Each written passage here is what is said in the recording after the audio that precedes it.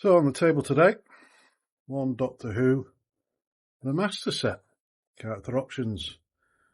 Not in any way sponsored or anything. This is literally a Christmas present that was bought me. Now, this is my master. This is the guy. This is one Anthony Ainley. This is him. 1980, 1989, or basically the 80s, he was the master. There was no other. This is John Nathan Turner's idea of everyone having a marketable uniform. The first ever showrunner, I suppose J&T was. And in the first years, this is definitely season 19, he had this column. He had it for a couple of stories. He had it in Castrovalva, Legopolis as well. And he got his TCE there and stuff from the movie, which is a grey area. So this is his. This, bit of a grey area. Anyway, quick look at the packaging of what we got here. Rubbish. Same old, white, blue, new series TARDIS, classic series figure, oops, never mind. I'm not entirely sure what they've done to the Tom Baker, John Pertwee 70s logo with the yellow on it, but there you go, it's just white. It's got a full, unprecedented write-up all about the Master and the TARDIS in there. A new body at last. That was the words he said in The Keeper of Traken. He's the longest serving master. Yeah, so I'm sure there's a few mistakes in this. Who knows? Might not be. Oh, look, it says there, the Vortex release showcases Anthony in his black velvet outfit. I've seen that outfit in Blackpool. I'll try and see if I can insert a picture. The column TARDIS is seen in Legopolis, Castrovalva, did Time Flight as well. Oh yeah, Funeral Classic, Matrix and Orb. So that's the TV movie. Well, I suppose if in the TV movie the Master had been exterminated, I suppose it would have been this Master that would have been exterminated. As I say, it's a grey area, but absolutely rubbish. We've come a long way down, haven't we, since the Product Enterprise paintings. Anyway, let's get this open and find out. Basically, you've got what was... Well, they used to do this a lot. They used to give you this background before, obviously, it went to B&M's and they couldn't afford to print a background, even though they're using a white background. Basically, it's no Easter eggs in there. I recognise it. It's the control room from the tower. So that's what your backdrop is. I've not taken out the open version of the TCE and the TV movie stuff because, well, TV movie stuff, but basically he gets exterminated by a bunch of chipmunks in the opening of the movie. I'll do that.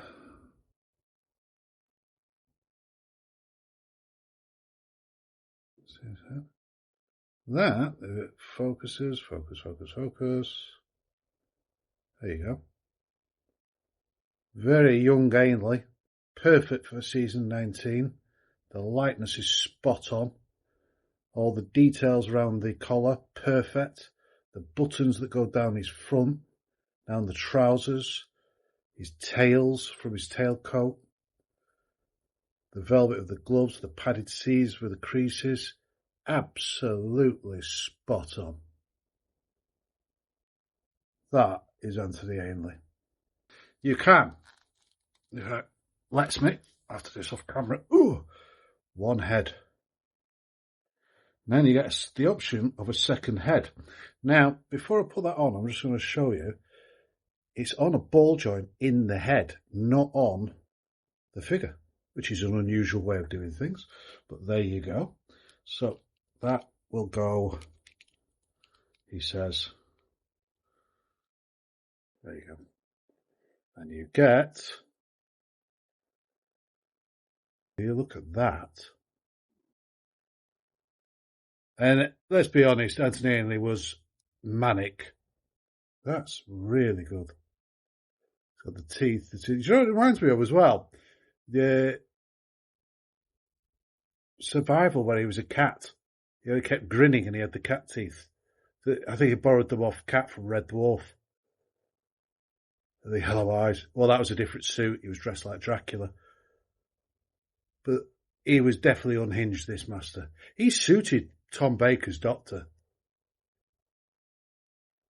Barmy. Absolutely barmy. Where he had the very sinister, cool Delgado. This guy was manic. Universe for the Doctor. Scarcely beams thinking about. Oh, my dear Doctor, you have been naive. Camp. He gets the camp count. So there you go. And that's him as he would be when he was. And you get, where did I put it? Somewhere. Spare head. There we go. Now this is never going to show up, but I'll try. You get a closed TCE, so it's the ball one.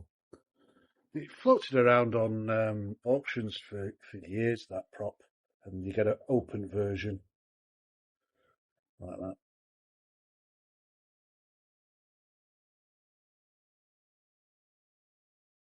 Which is not bad at all.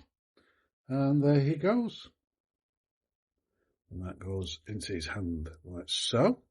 So he has his TC in his hand. Now, the head is on a ball joint, so as I showed you, you can do lots with that. There's no ball joints in them at all, so it's the very bog standard Star Wars style. Oh, they'd have a bit of a split in them. Yeah, you've seen all this before. In fact, they're Roger Delgado's legs. So that's a shame, because it'd be nice to do that big pointing jobby that he usually does, but that is absolutely superb. I mean, his TARDIS, which is just a rotocast, so it's hollow plastic. There's where it's blown through. And they've marked the door on there, but that prop, actually, there's pictures of it, it's only half. There's no back on it. So all you ever saw was this bit, and then the actors would run behind it, like so, but there was nothing here. It was hollow. I mean, BBC couldn't get any cheaper, could they? So you got his TARDIS in the control room, and you can't, that's a shame that we can't, because I'd like to have his arm pointed out like that, but I can't, so what can we do? And we haven't got any bicep joints, have we? Yes, we have. Brilliant. So we can, nope, I can't join his hands together and do the two hands on one TCE trick. Well, the creases in it, in the sculpt, show as being that way anyway, so and he needs to be pointing forward. Oh, it's a disappointment in there. You've got a thigh cut here so you can twist. Yeah, these are Delgado's legs, aren't they? So we've seen all these joints before. That's a real disappointment. If they put a ball joint in there, no, it's completely flat. That's really not going. Oh, they've got the buttons on the cuffs as well. What a shame. What a missed opportunity that is. If you could just imagine that, if you get his arm sticking out like that. So it's stiff.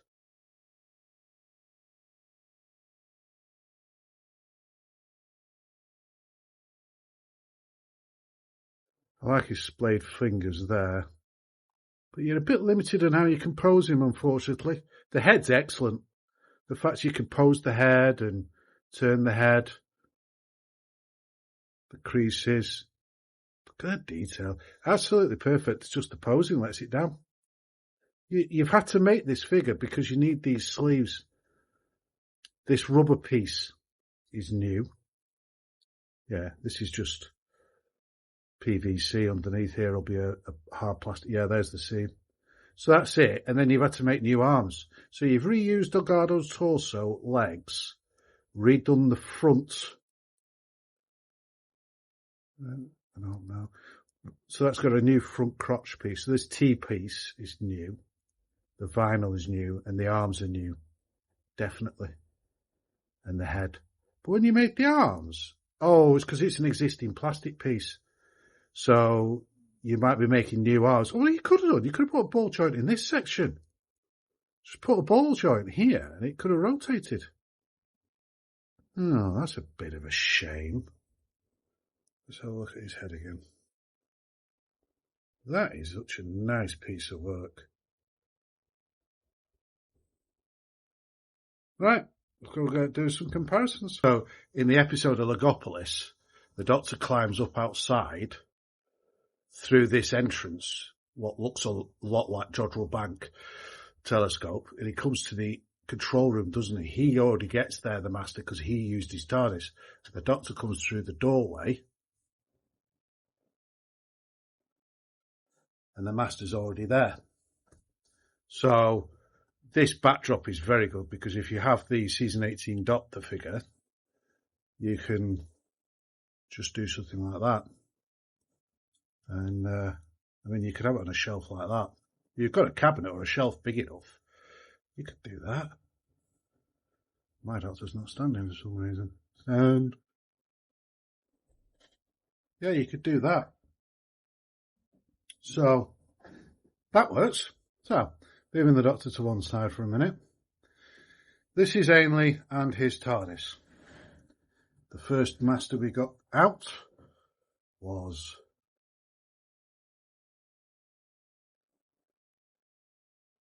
Mr. Delgado. This is still one of my absolute all-time favourite sculpts that Character Ushers ever did. I think they absolutely nailed it. I mean, that. My dear Doctor. His repertoire. I mean, he couldn't have worked with anyone else but Pertwee. So we got him.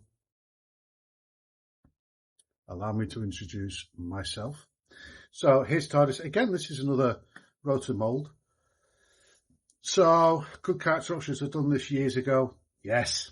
Did they? No. But between here and here, story continuity-wise, because the late, great Delgado died,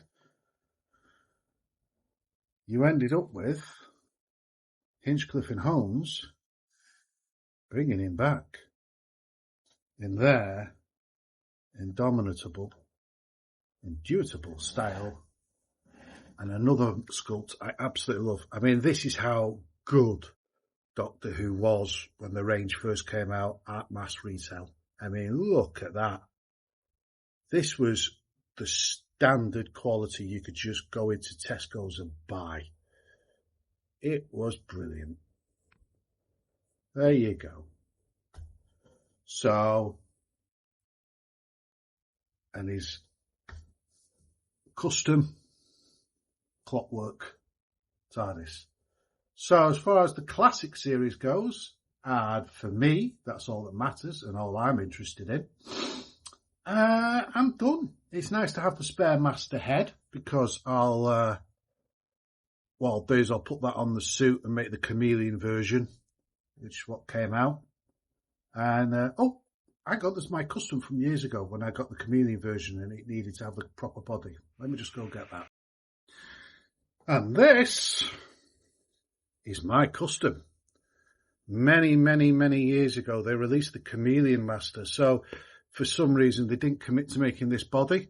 They just put him on the John Sims suited body, which is technically correct for the Chameleon Master from that Planet of Fire story, where the prop that didn't work was supposed to shapeshift into other people's personas. So I didn't like it. And I did pretty much the same thing. I used the Delgado, because we were getting loads of them with B&Ms.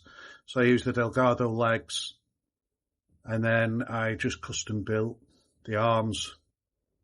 The lower half are from another figure altogether. The gloves are still Delgado's. It's got the tails. And that must be 10 years ago. Something like that. So that's a long, long time ago. But you can see it's, without doubt, a completely different sculpt in the head. This is the far younger, earlier season 19. And then by the time like you get to like the 6th Doctor era, really, he's got the slicker hair.